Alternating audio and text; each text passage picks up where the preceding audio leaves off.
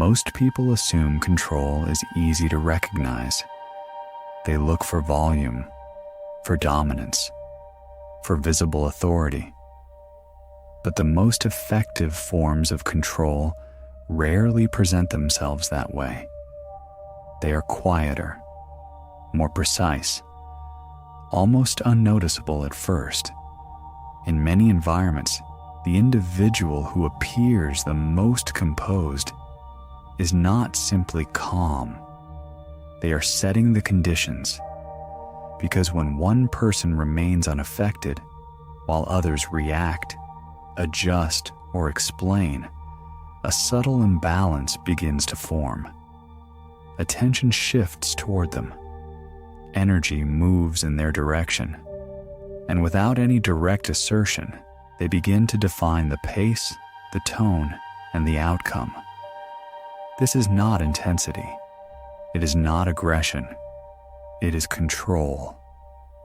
Without display, and in its most refined form, it does not need to be enforced.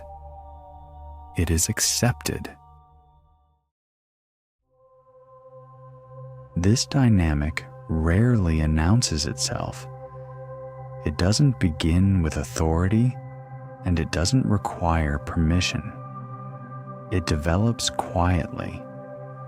In interactions most people would consider routine, even insignificant at first glance.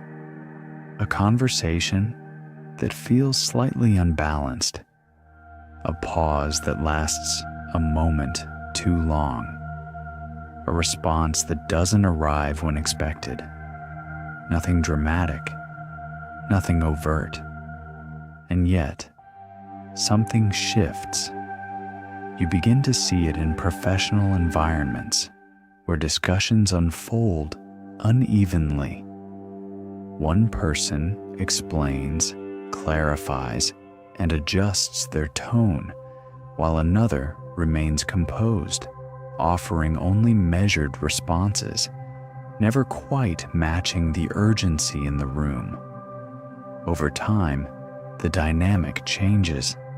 The conversation begins to center on the person who appears least affected by it, not because they've taken control in any obvious way, but because they have not given it away.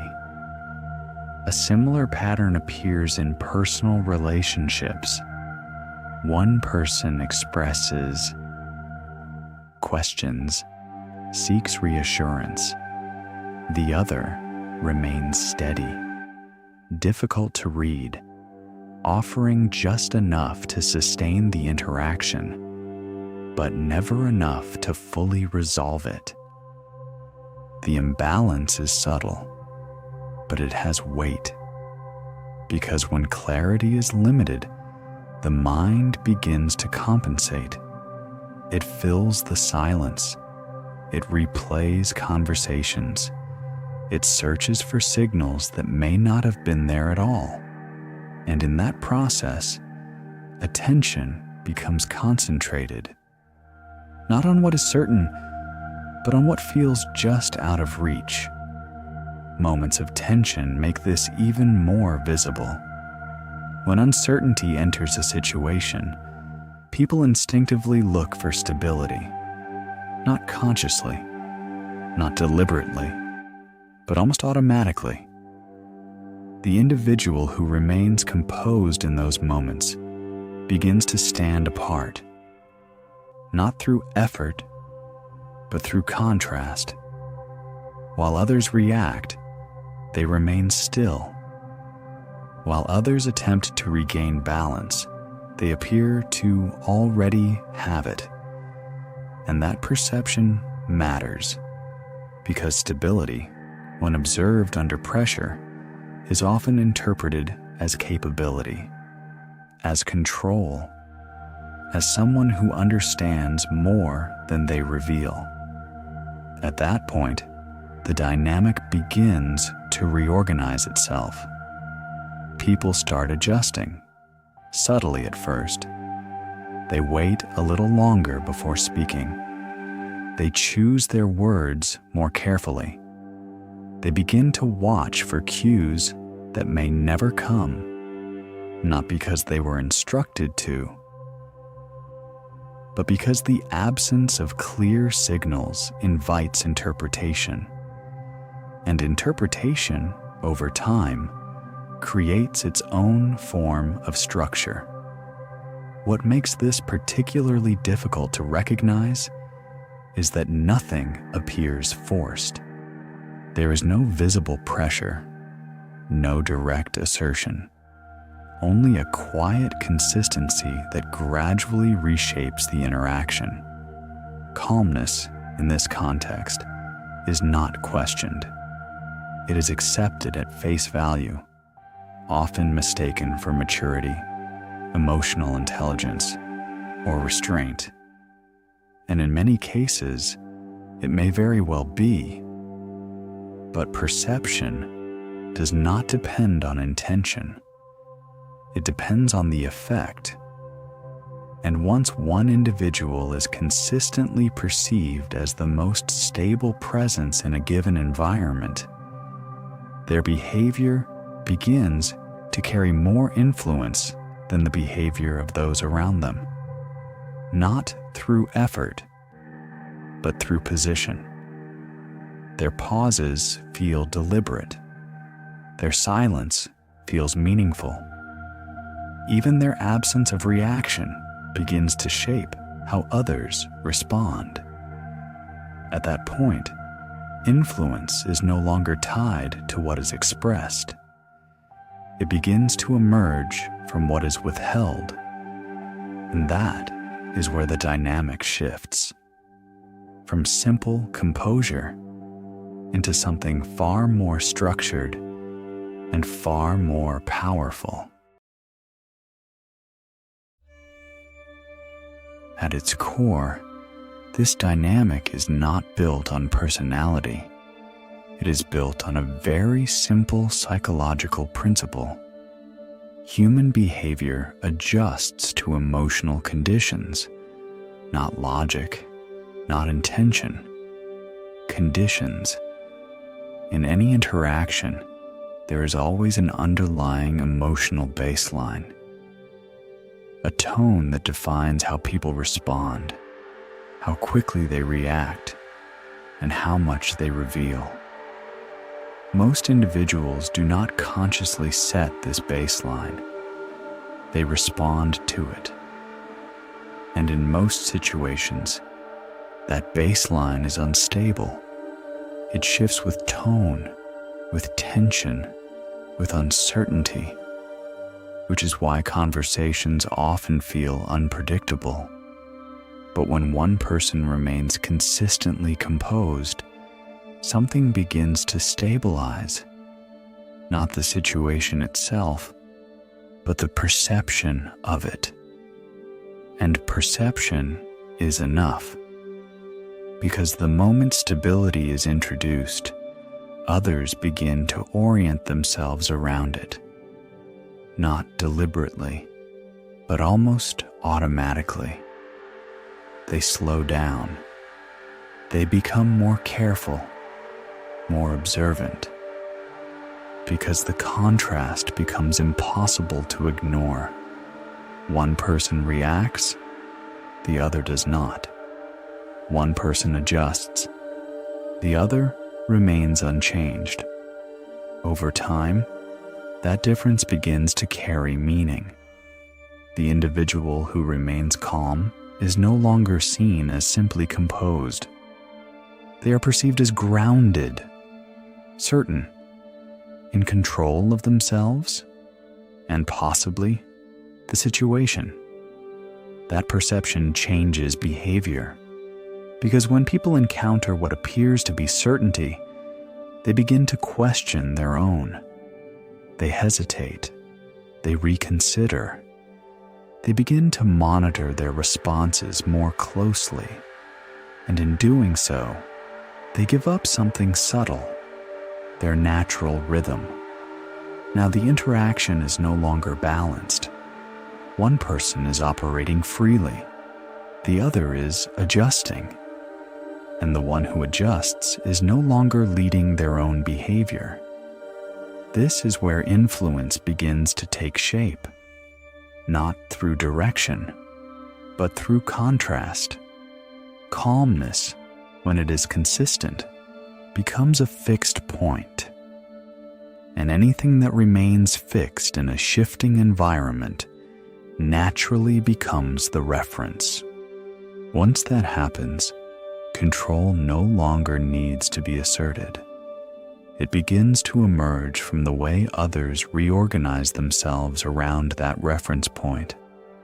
They wait longer before speaking. They choose their words more carefully. They look for signals, approval, disapproval, reaction, even when none are clearly given. And the absence of those signals does not reduce the influence. It amplifies it, because uncertainty increases attention, and attention, once focused, creates weight. The calmer individual, by remaining unchanged, becomes the center of that weight, not by force, not by intention, but by position. And from that position, even minimal behavior, a pause, a glance, a delayed response, begins to carry disproportionate impact. At that point, control is no longer something they are doing. It is something that is happening as a result of how others respond to them. If calmness establishes the baseline, then non-reaction begins to shape behavior within it. Because in most interactions, people rely on feedback to orient themselves. A reaction confirms direction. A response provides closure. Even disagreement offers clarity. But when those signals are reduced or removed entirely, something else begins to take their place. Uncertainty. And uncertainty does not remain passive. It demands resolution. When a response is delayed, when a reaction does not arrive, when emotional feedback is absent, the mind does not stay still. It begins to move. It revisits what was said. It analyzes tone. It searches for meaning in detail that would otherwise go unnoticed, not because the situation is complex, but because it is incomplete. And the human mind is not comfortable with incompletion, so it compensates. It fills the silence. It extends the interaction internally. It creates interpretations where none were explicitly given. This is where non-reaction becomes powerful, not as an action, but as a condition. Because the less feedback one person provides, the more psychological effort the other person begins to invest. They explain more. They adjust more. They attempt to restore a balance that no longer exists. And in doing so, they move further into the interaction, while the other remains exactly where they are, still, unchanged. This creates a quiet form of pressure, not imposed, not directed, but experienced. The pressure to clarify, to be understood, to reach a response that never fully arrives. Over time, this begins to alter behavior in subtle ways. People become more precise with their words, more cautious with their tone, more aware of how they are being perceived. not because they were asked to, but because the absence of reaction removes the usual boundaries of the interaction. And without boundaries, people begin to self-regulate more intensely. They try to anticipate, they try to interpret, they try to align. And alignment, over time, shifts control.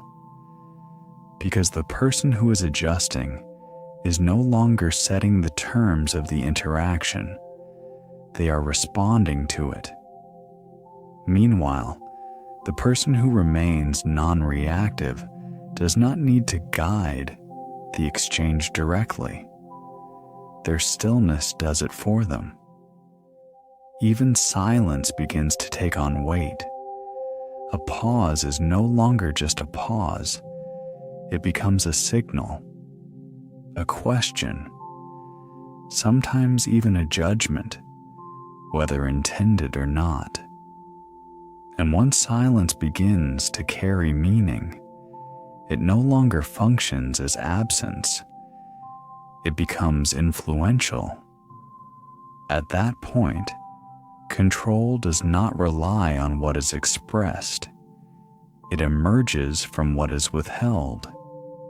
And the less visible it becomes, the more difficult it is to challenge. Once this dynamic is in place, it rarely appears as something dramatic. There are no obvious displays of control, no visible attempts to dominate the interaction. Instead, it expresses itself through small, consistent behaviors, subtle enough to go unnoticed, but structured enough to shape the entire exchange over time. The first pattern is a measured response. Nothing feels rushed. Nothing feels overly reactive. Questions are answered, but often without expansion. Statements are acknowledged, but rarely explored in depth. There is no emotional overflow.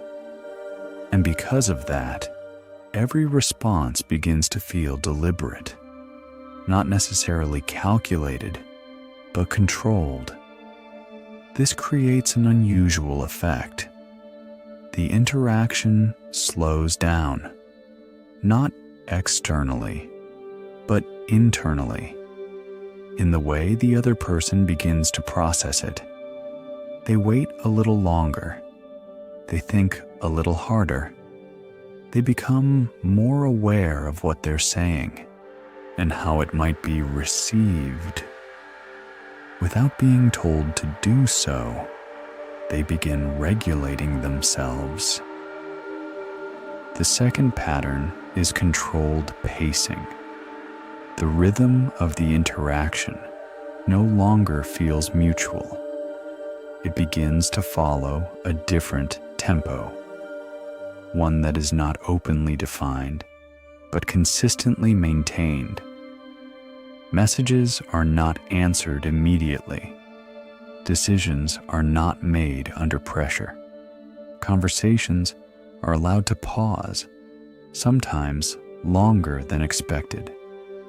At first, this may feel like patience, but over time, it establishes something else, a quiet expectation that things will move when this individual decides they should.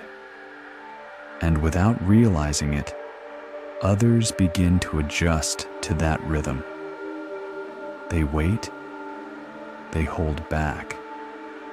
They time their responses more carefully, not because they were instructed to, but because the pace has already been set. The third pattern is emotional containment. Very little is revealed unnecessarily. Reactions remain moderated. Personal disclosures are limited. Even in moments that would typically invite openness, the response remains composed. This creates a kind of asymmetry. One person becomes more visible, more expressive, more emotionally present, while the other remains partially obscured. Difficult to fully read, difficult to fully predict, and that lack of clarity begins to matter. Because when one side of an interaction is more exposed than the other, the balance begins to shift. The more visible the individual becomes, the easier it is to interpret and easier to anticipate, while the one who remains contained retains a degree of unpredictability. And unpredictability, when combined with calmness, carries weight.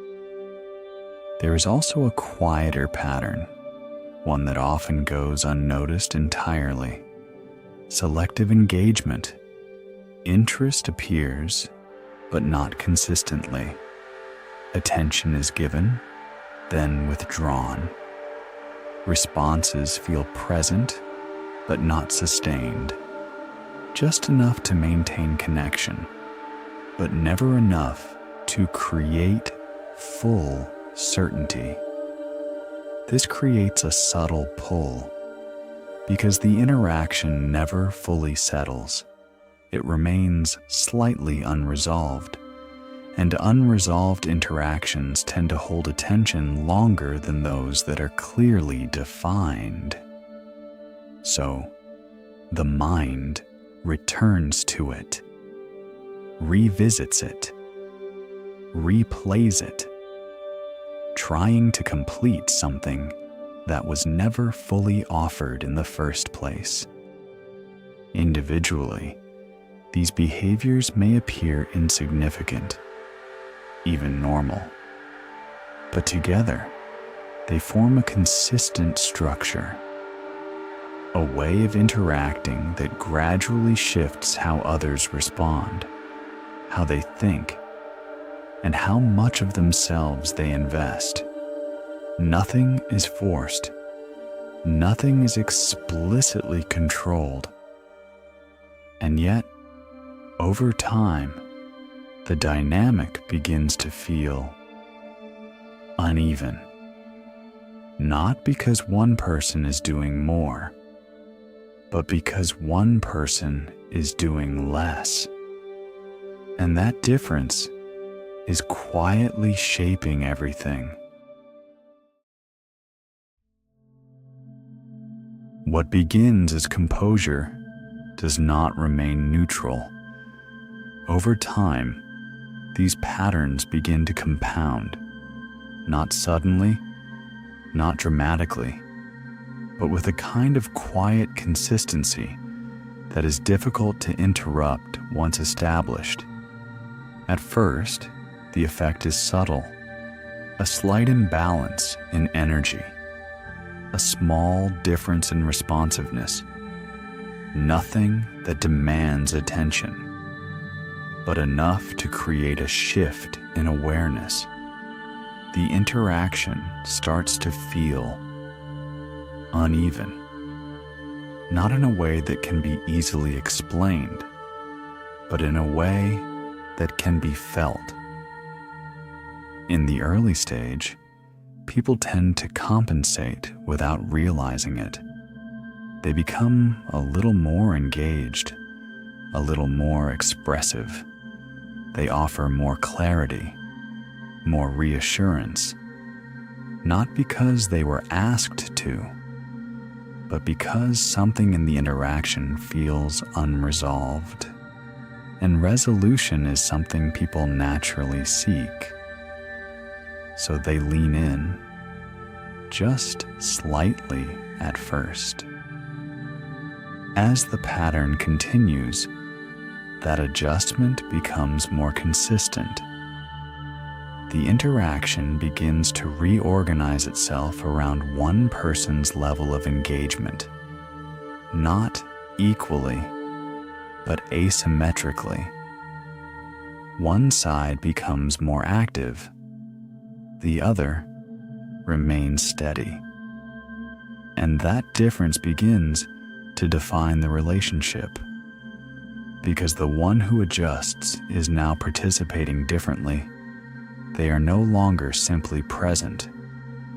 They are maintaining, monitoring tone, filling silence, anticipating shifts. And over time, this creates a new layer of awareness. They begin to notice the other person more closely, their timing, their responses, their pauses. Everything starts to carry meaning, not because it was intended to, but because attention has become concentrated there. Eventually, the dynamic deepens. The calm individual is no longer just part of the interaction. They become its anchor, the point around which everything stabilizes.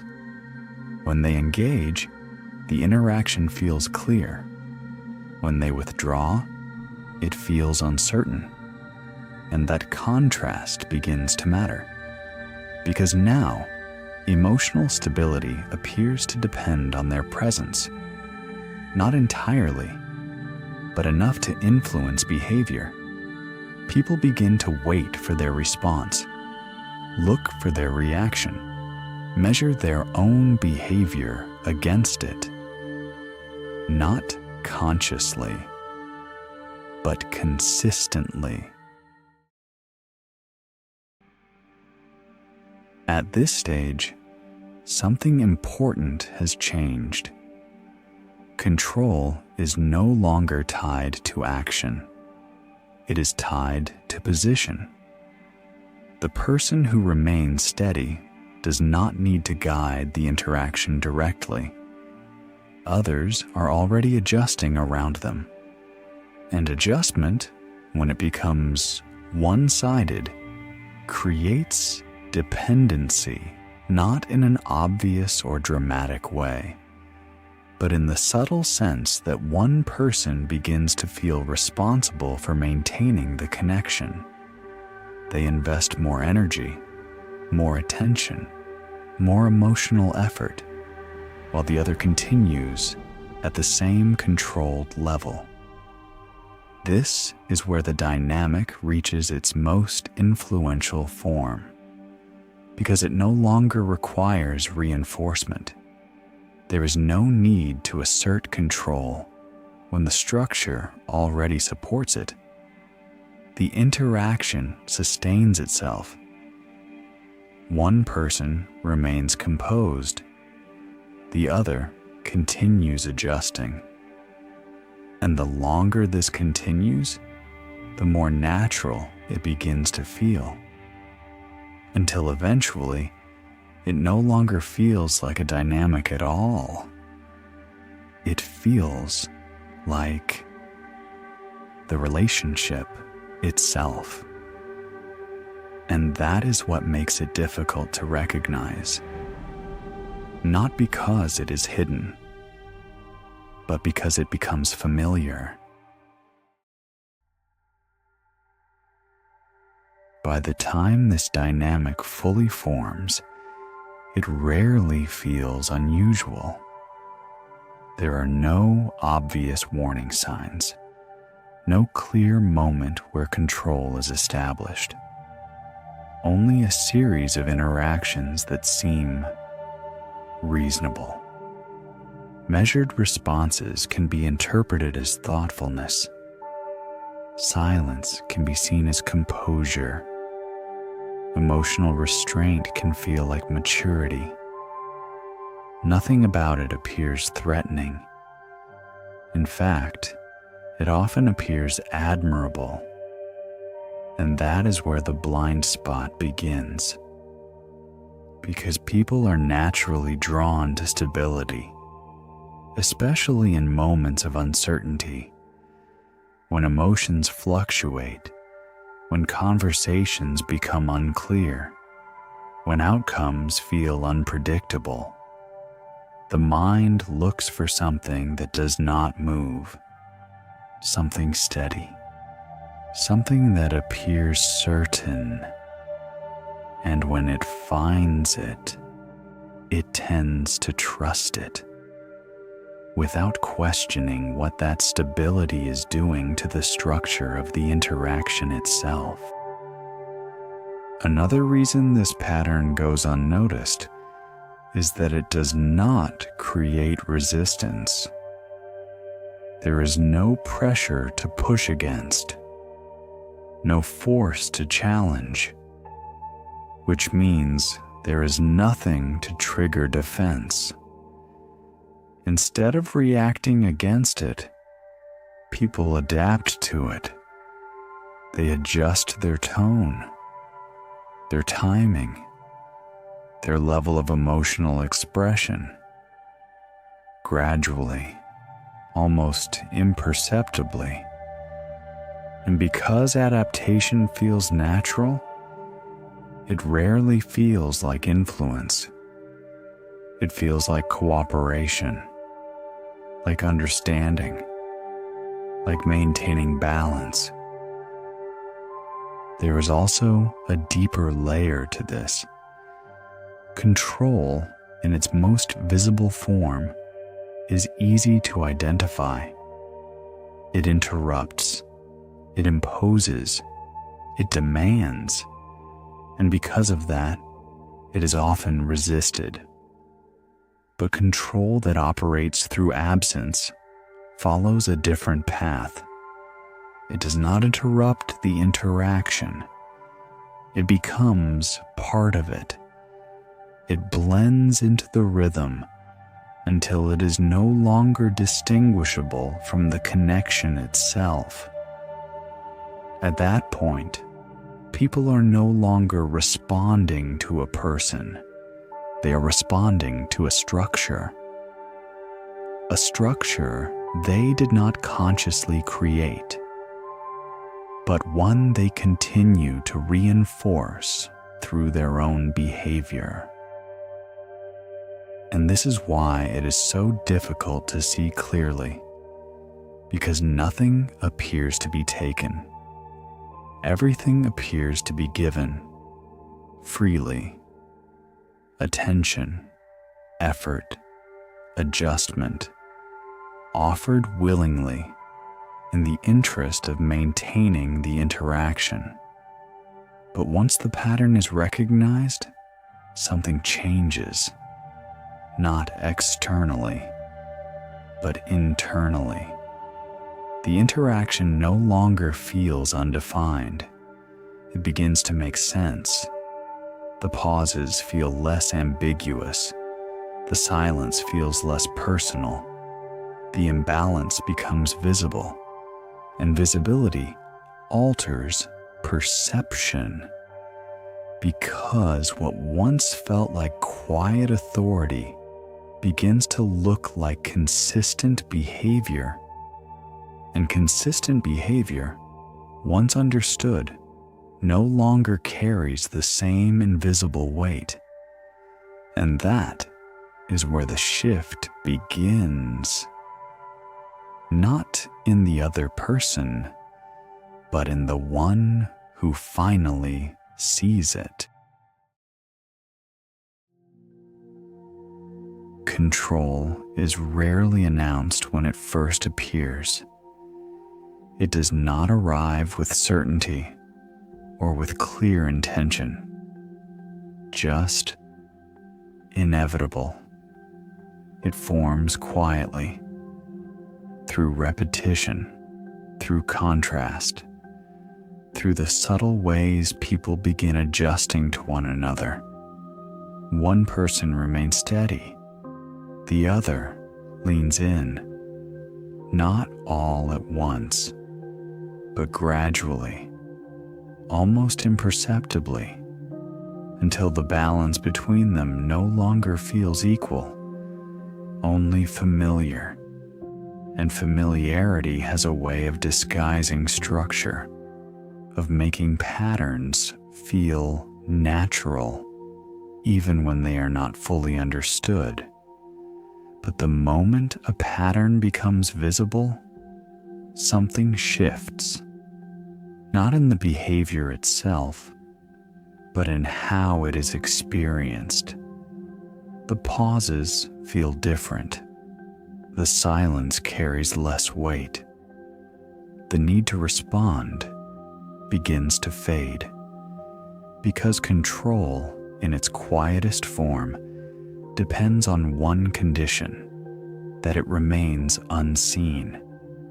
And once it is seen clearly, it does not disappear, but it no longer moves the same way.